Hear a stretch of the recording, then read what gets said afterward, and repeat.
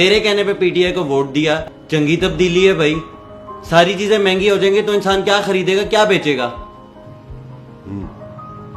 پھر چل میں تجھے ایک کہانی سناتا ہوں, سن لے, تجھے اچھی لگے گی.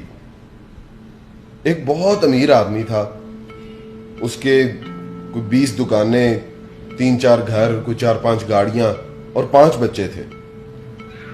ایک دن ایسا ہوا اس آدمی کا ایکسیڈنٹ ہوا اور وہ مر گیا.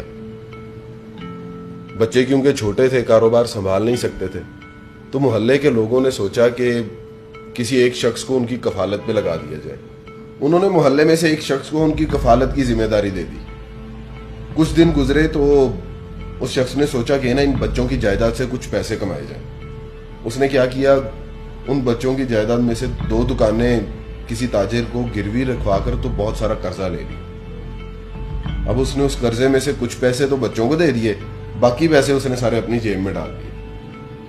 بچے خوش ہو گئے, ان کی ضرورتیں بھی پوری ہو گئیں, باقی پیسوں کی وہ عیاشی کرنے لگ گئے. اسی طرح اس شخص نے ان بچوں کی ساری جائیداد تھوڑی تھوڑی کر کے مختلف تاجروں کو دی اور بہت سارا قرضہ لے لیا, اور ان کا کوئی مکمل ذرائع آمدن بھی نہیں بنایا. کچھ عرصے کے بعد ان بچوں کا چچا باہر سے آیا تو اس نے ان بچوں کو ان کے حوالے کیا اور خود وہاں سے نکل گیا سارا پیسہ لے کے. جب چچا نے سارا نظام سنبھالا تو پتا چلا کہ ساری جائیداد تو گروی رکھ دی گئی ہے, تو ذریعہ معاش کوئی تھا نہیں. چچا کو پھر مجبوراً قرضہ لینا پڑا اور بچوں کو دکانوں پر بٹھایا تاکہ وہ کاروبار بھی سنبھال سکیں اور ذریعہ معاش بھی بن سکے اور ان بچوں کا مستقبل محفوظ ہو جائے. اب خود سوچو کہ جب بچوں کے وہ فضول اخراجات بند ہو گئے, ان کو وہ جس طرح سے پیسے آ رہے تھے وہ بھی نہ ملے, تو ان بچوں نے اپنے چچا کو کیا کہا ہوگا؟ تو بچے تو کہیں گے تیرا بیڑا گرک ہو, تیرا کھانا خراب ہو, تو نے تو ہم سے سب کچھ چھین لیا. وہ تو اسے گالیاں دیں گے. یہی عمران خان کے ساتھ ہو رہا ہے.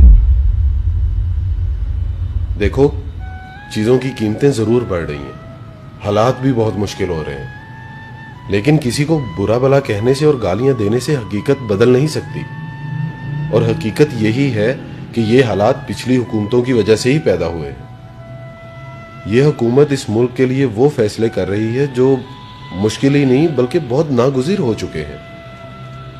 یاد رکھنا, یہ ملک ہمارا گھر ہے اور اپنے گھر کو بچانے کے لیے اور سنبھالنے کے لیے اپنوں کو ہی قربانیاں دینی پڑتی ہیں, اکٹھے ہو کر چلنا پڑتا ہے. اور اگر ہم سب ساتھ مل کر چلیں گے تو انشاءاللہ ضرور بدلے گا پاکستان.